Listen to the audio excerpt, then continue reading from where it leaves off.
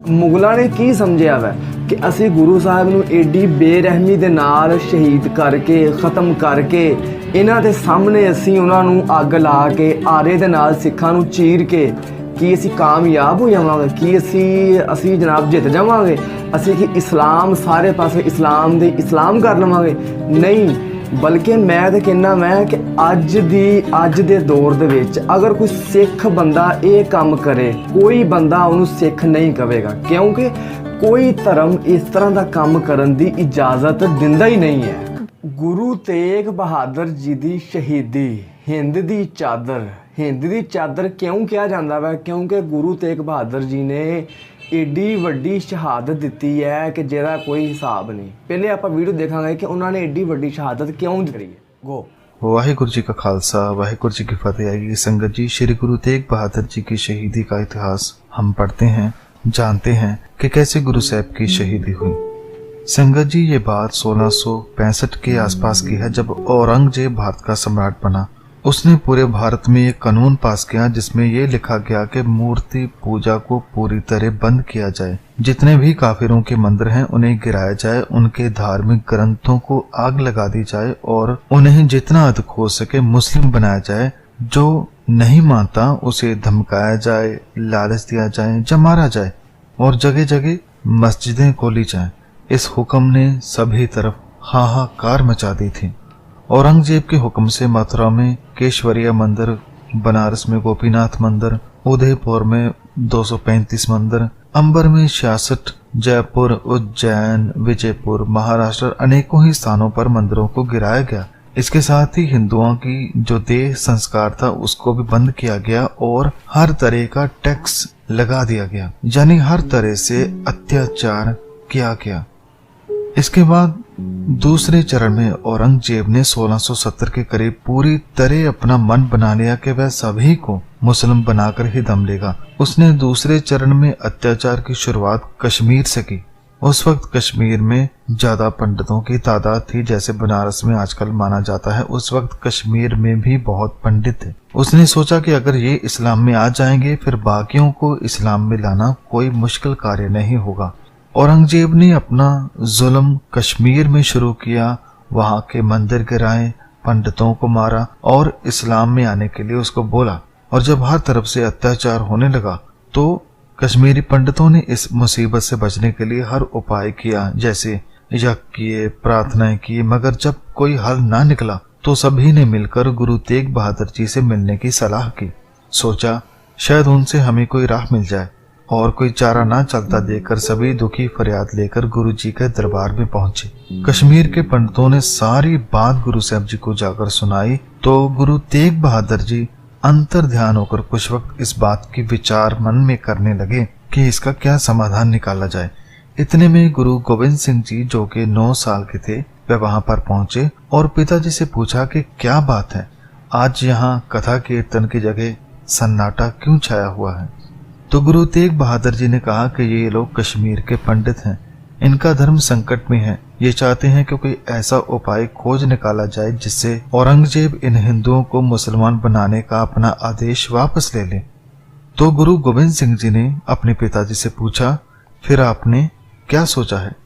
तो गुरु साहब ने कहा, बेटा ऐसा तभी संभव हो सकता है जब औरंगजेब की इस नीति के विरोध में कोई महान पुरुष अपना बलिदान दे। यह सुनकर गुरु गोविंद सिंह जी बोले कि हे पिता, आपसे बड़ा महापुरुष और कौन हो सकता है? जब इतनी बात कही तो सारे पंडित जो वहां पहुंचे थे ये बात सुनकर हैरान हो जाते हैं और पिता यानी गुरु तेग बहादुर जी बहुत ही खुश होते हैं। गुरु तेग बहादुर जी ने कहा कि आपने सुन ही लिया है कि अब इस समस्या का समाधान मिल गया है। अगर आप हम पर यकीन करते हैं तो जाकर औरंगजेब से कह दीजिए कि धर्म परिवर्तन के मामले में गुरु नानक जी की गद्दी के 9वें वारिस आपसे बातचीत करने के लिए तैयार हैं। अगर आप उन्हें इस्लाम कबूल करवा लेते हैं तो हम सभी इस्लाम धारण करने के लिए राजी हैं, लेकिन तब तक यह अत्याचार बंद किया जाए। कश्मीरी पंडित ये जानते थे कि जिस गुरु नानक ने बाबर को जाबर कहा था उसी की गद्दी पर बैठे गुरु अर्जन साहब जी ने गर्म तवी पर बैठना मंजूर कर लिया था, लेकिन उन्होंने सच का साथ नहीं छोड़ा। उसी के वारिस हमारी रक्षा जरूर करेगा। वह कश्मीरी पंडित उम्मीद को साथ में लिए गुरु जी का संदेश औरंगजेब तक पहुंचाते हैं। इधर गुरु जी को पता था कि आगे क्या होने वाला है। इसी को ध्यान में रखते हुए उन्होंने दिल्ली की तरफ जाने से पहले अपने पुत्र गुरु गोबिंद सिंह जी को यानी गोविंद राय को 1675 में गुरुगद्दी सौंपी और गुरु नानक जी के मार्ग को आगे बढ़ाने का संदेश दिया।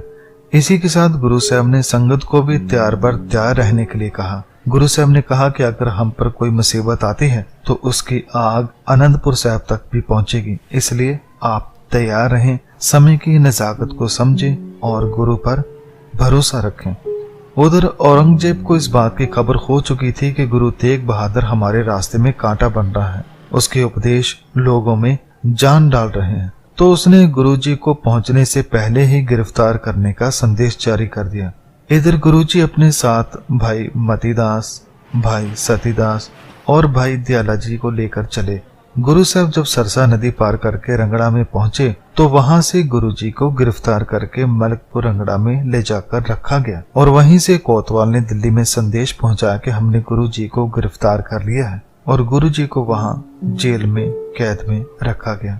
उसके बाद तरमे गुरु तेग बहादुर जी को और उनके साथ जो सिख थे उनको दिल्ली में ले जाकर कैद कर दिया गया और 4 नवंबर को गुरु जी को बहुत ही प्रेम से बातचीत द्वारा मनवाने की कोशिश की गई कि आप ये जिद छोड़कर इस्लाम को धारण करें। गुरु जी ने फरमाया कि इस्लाम की बात आपके मुंह से शोभा नहीं देती, मुझे तो तुम्हारे अंदर धर्म का कोई छोटा सा कण भी नजर नहीं आता, तुम तो पूरे के पूरे जुल्म से भरे हो, नफरत से भरे हो। धर्मी मनुष्य का मन तो दया से भरा होता है, बलिदान से भरा होता है, प्रेम से भरा होता है। उस वक्त जो काजी वहां मौजूद था उसने कहा कि जिनके लिए आप लड़ रहे हैं वो तो काफिर हैं, हिंदू हैं, आप तो मूर्ति पूजा नहीं करते, फिर क्यों उनकी वकालत करते हो। गुरु साहब ने समझाया कि अगर वो धार्मिक नहीं तो आप कौन से धार्मिक हो, बेकसूर लोगों का खून चूसते हो, दूसरे पर अत्याचार करते हो, ये कौन सी शरा का कानून आपने पढ़ा है। कुरान भी इंसान के अंदर के दुश्मनों को मारने की बात करती है, ना कि इंसानों की। वो मूर्ति पूजक हैं तो आप अपने ज्ञान से उन्हें बताएं कि सही मार्ग कौन सा है, मगर जबरदस्ती करना ये कोई धर्म नहीं, ये केवल अत्याचार है।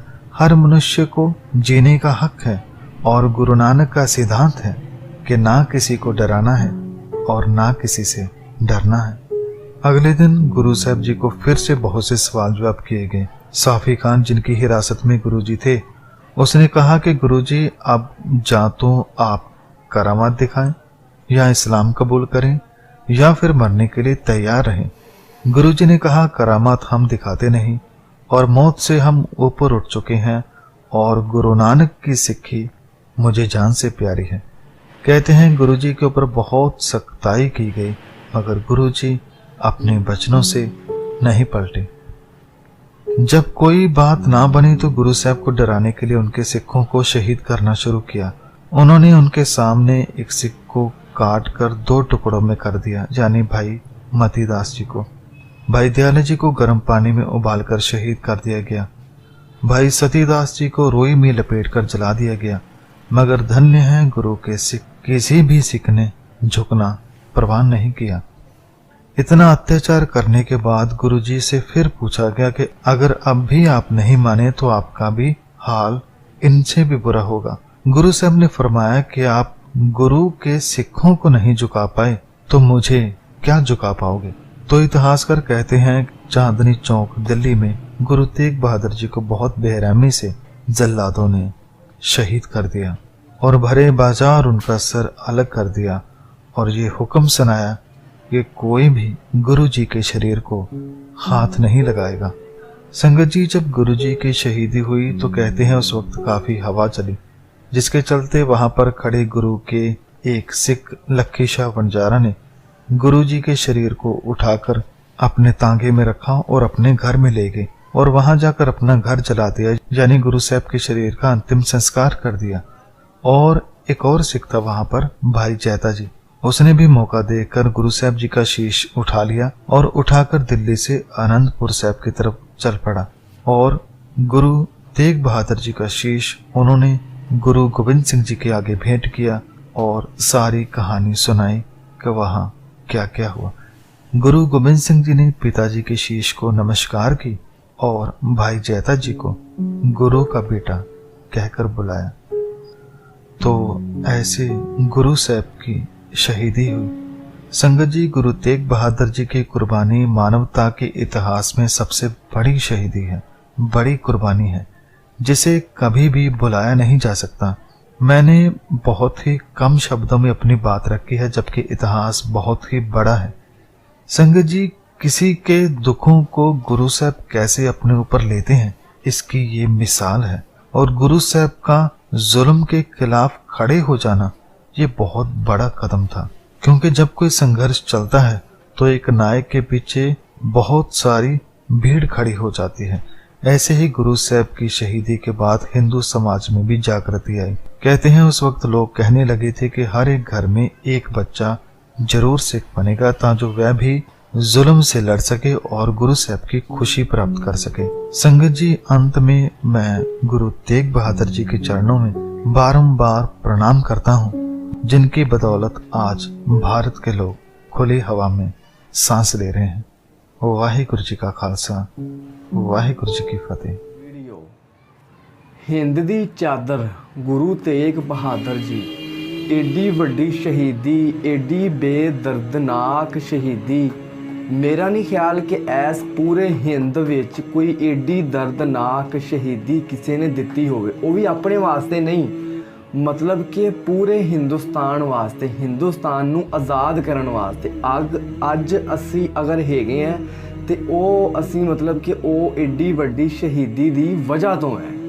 बिल्कुल, और बड़ी के दर्दनाक चीज़ां सी इहदे विच कि जंज कि सिखां नूं आरे दे नाल चीरिया गया, रूई विच लपेट के अग लगा दी गई, बहुत दर्दनाक। अच्छा, एक सिख नूं फिर पानी दे विच, गर्म पानी दे विच पाया गया। बिल्कुल, लेकिन वो अपनी दीन तो, अपनी मजहब तो के अपने हक तो नहीं खलोते, नहीं है, अपने हक ते खलोते रहे। फिरे नहीं।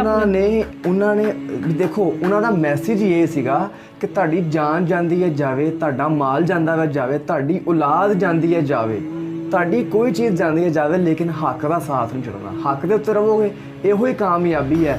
ਵੀ ਦੇਖੋ ਮੇਰੀ ਗੱਲ, ਆਪਣਾ ਗੱਲ ਸੁਣੋ, ਮੁਗਲਾਂ ਨੇ ਕੀ ਸਮਝਿਆ ਵਾ ਕਿ ਅਸੀਂ ਗੁਰੂ ਸਾਹਿਬ ਨੂੰ ਏਡੀ ਬੇਰਹਿਮੀ ਦੇ ਨਾਲ ਸ਼ਹੀਦ ਕਰਕੇ, ਖਤਮ ਕਰਕੇ, ਇਹਨਾਂ ਦੇ ਸਾਹਮਣੇ ਅਸੀਂ ਉਹਨਾਂ ਨੂੰ ਅੱਗ ਲਾ ਕੇ, ਆਰੇ ਦੇ ਨਾਲ ਸਿੱਖਾਂ ਨੂੰ ਚੀਰ ਕੇ, ਕੀ ਅਸੀਂ ਕਾਮਯਾਬ ਹੋ ਜਾਵਾਂਗੇ? ਕੀ ਅਸੀਂ ਜਨਾਬ ਜਿੱਤ ਜਾਵਾਂਗੇ? ਅਸੀਂ ਕਿ ਇਸਲਾਮ ਸਾਰੇ ਪਾਸੇ ਇਸਲਾਮ ਕਰ ਲਵਾਂਗੇ? ਨਹੀਂ, ਬਲਕਿ ਮੈਂ ਤਾਂ ਕਹਿੰਦਾ ਮੈਂ ਕਿ ਅੱਜ ਦੇ ਦੌਰ ਦੇ ਵਿੱਚ ਅਗਰ ਕੋਈ ਸਿੱਖ ਬੰਦਾ ਇਹ ਕੰਮ ਕਰੇ, ਕੋਈ ਬੰਦਾ ਉਹਨੂੰ ਸਿੱਖ ਨਹੀਂ ਕਹੇਗਾ, ਕਿਉਂਕਿ ਕੋਈ ਧਰਮ ਇਸ ਤਰ੍ਹਾਂ ਦਾ ਕੰਮ ਕਰਨ ਦੀ ਇਜਾਜ਼ਤ ਦਿੰਦਾ ਹੀ ਨਹੀਂ ਹੈ। ਬਿਲਕੁਲ, ਔਰ ਗੁਰੂ ਸਾਹਿਬ ਨੇ ਵੀ ਮੁਗਲਾਂ ਨੂੰ ਇਹੀ ਕਿਹਾ ਅੱਗੋਂ ਕਿ ਜਿਹੜਾ ਮਜ਼ਹਬ ਹੈ ਕੁਰਾਨ ਮਜੀਦ, ਉਹਦੇ ਵਿੱਚ ਵੀ ਇਨਸਾਨ ਦੇ ਅੰਦਰ ਜਿਹੜਾ ਦੁਸ਼ਮਣ ਹੈ ਉਹਨੂੰ ਮਾਰਨ ਦਾ ਹੁਕਮ ਦਿੱਤਾ ਗਿਆ ਹੈ। ਇਹ ਨਹੀਂ ਕਿਹਾ ਗਿਆ ਕਿ ਇਨਸਾਨ ਨੂੰ ਮਾਰ ਦਿਓ, ਮਤਲਬ ਜ਼ਬਰਦਸਤੀ ਨਹੀਂ ਕਰ ਸਕਦੇ। ਜ਼ਬਰਦਸਤੀ ਅਸੀਂ ਕਿਸੇ ਦੇ ਨਾਲ ਨਹੀਂ ਕਰ ਸਕਦੇ ਕਿ ਤੁਸੀਂ ਆਪਣਾ ਮਜ਼ਹਬ ਬਦਲੋ, ਤੁਸੀਂ ਕਿਸੇ ਵਾਸਤੇ ਕੁਝ ਵੀ ਕਰੋ, ਅਸੀਂ ਕਿਸੇ ਨਾਲ ਜ਼ਬਰਦਸਤੀ ਨਹੀਂ ਕਰ ਸਕਦੇ। ਮਤਲਬ ਸਾਡੇ ਕਹਿਣ ਦਾ ਇਹ ਹੈ ਕਿ ਮੁਗਲਾਂ ਨੇ ਕੀ ਸਮਝਿਆ ਹੋਇਆ ਕਿ ਅਸੀਂ ਇਹ ਕਰਕੇ ਜਿੱਤ ਜਾਵਾਂਗੇ। ਇਹ ਕੀ ਅਸਲ ਗੱਲ ਹੈ ਕਿ ਜਿੱਤਿਆ ਕੌਣ ਹੈ, ਹੱਕ ਤੇ ਕੌਣ ਸੀ, ਜ਼ੁਲਮ ਦੇ ਨਾਲ ਕੌਣ ਸੀ, ਹੱਕ ਦੇ ਨਾਲ ਕੌਣ ਸੀ? ਜਿੱਤਿਆ ਵੈ ਤੇ ਹੱਕ ਜਿੱਤਿਆ ਵੈ, ਅਗਰ ਜਿੱਤਿਆ ਵੈ ਸੱਚ ਜਿੱਤਿਆ ਵੈ। ਤੇ ਇਸ ਵਾਸਤੇ ਸਾਡਾ ਇਸਲਾਮ ਵੀ ਇਹੋ ਚੀਜ਼ ਸਿਖਾਉਂਦਾ ਵੈ ਕਿ ਅਸੀਂ ਕਿਸੇ ਦੇ ਮਜ਼ਹਬ ਨੂੰ, ਅਸੀਂ ਕਿਸੇ ਦੇ ਮੰਦਰ ਨੂੰ, ਅਸੀਂ ਕਿਸੇ ਦੇ ਗੁਰਦੁਆਰੇ ਨੂੰ ਅਸੀਂ ਬੁਰਾ ਭਲਾ ਨਹੀਂ ਕਹਿ ਸਕਦੇ, ਬਲਕਿ ਸਾਡਾ ਇਸਲਾਮ ਕਹਿੰਦਾ ਵੈ ਕਿ ਤੁਸੀਂ ਉਹਨਾਂ ਦੀ ਹਿਫਾਜ਼ਤ ਕਰੋ। ਅੱਜ ਵੀ ਇਸਲਾਮੀ ਮਮਾਲਕ ਹੈ, ਕੋਈ ਇਸਲਾਮੀ ਮਮਾਲਕ ਇਸ ਤਰ੍ਹਾਂ ਦਾ ਕੰਮ ਨਹੀਂ ਕਰਦਾ। ਜਿੰਨੇ ਨਬੀ ਆਏ, ਜਿੰਨੇ ਪੈਗੰਬਰ ਆਏ, ਜਿੰਨੇ ਵਲੀ ਆਏ, ਕਿਸੇ ਨੇ ਵੀ ਇਸ ਤਰ੍ਹਾਂ ਦਾ ਕੰਮ ਨਹੀਂ ਕੀਤਾ, ਬਲਕਿ ਜਿਹੜੇ ਅੱਛੇ ਵਲੀ ਆਏ, ਜਿਹੜੇ ਅੱਛੇ ਆਏ ਨਾ, ਪੀਰ ਬੁੱਧੂ ਸ਼ਾਹ ਜੀ, ਜਿੰਨੇ ਮਤਲਬ ਕਿ ਅੱਛੇ, ਬਾਬਾ ਫਰੀਦ ਜੀ, ਉਹਨਾਂ ਨੇ ਮਤਲਬ ਕਿ ਦੂਜਿਆਂ ਦੇ ਧਰਮ ਨੂੰ ਰਿਸਪੈਕਟ ਦਿੱਤੀ ਹੈ। ਸਿੱਖੀਜ਼ਮ ਨੂੰ ਉਹਨਾਂ ਨੇ ਰਿਸਪੈਕਟ ਦੀ ਨਜ਼ਰ ਦੇ ਨਾਲ ਦੇਖਿਆ ਵਾ। ਤੇ ਬਾਕੀ ਇਹ ਮੁਗਲਾਂ ਦਾ ਜੋ ਕੁਛ ਇਹਨਾਂ ਨੇ ਕੀਤਾ, ਇਹਨਾਂ ਦਾ ਇਸਲਾਮ ਦੇ ਨਾਲ ਕਿਸੇ ਕਿਸਮ ਦਾ ਕੋਈ ਤਲਕ ਨਹੀਂ ਹੈ। ਬਾਕੀ ਵੀਡੀਓ ਬੜੀ ਜ਼ਿਆਦਾ ਇਮੋਸ਼ਨਲ ਸੀ। ਇੱਕ ਸ਼ਹੀਦੀ ਹੈ ਗੁਰੂ ਤੇਗ ਬਹਾਦਰ ਜੀ ਦੀ, ਛੋਟੀ ਸ਼ਹੀਦੀ ਨਹੀਂ ਹੈ, ਬਹੁਤ ਵੱਡੀ ਸ਼ਹੀਦੀ ਹੈ। ਬਾਕੀ ਸਾਡੀ ਇੱਕ ਆਪਣੀ ਰਾਏ ਸੀ, ਸਾਡਾ ਇੱਕ ਆਪਣਾ ਖਿਆਲ ਸੀ। ਤੁਹਾਡਾ ਹੀ ਖਿਆਲ ਹੈ, ਤੁਹਾਡੀ ਕੀ ਰਾਏ ਹੈ, ਤੁਸੀਂ ਚਲੋ ਕਮੈਂਟ ਬਾਕਸ ਵਿੱਚ ਲਾਜ਼ਮੀ ਦੱਸੋ। ਇਹ ਸੀ ਅੱਜ ਦੀ ਵੀਡੀਓ। ਮਿਲਾਂਗੇ ਤੁਹਾਨੂੰ ਅਗਲੀ ਵੀਡੀਓ ਵਾਸਤੇ। ਇਜਾਜ਼ਤ ਚਾਹੁੰਦੇ ਹਾਂ। ਅੱਲਾ ਹਾਫਿਜ਼। ਅੱਲਾ ਹਾਫਿਜ਼।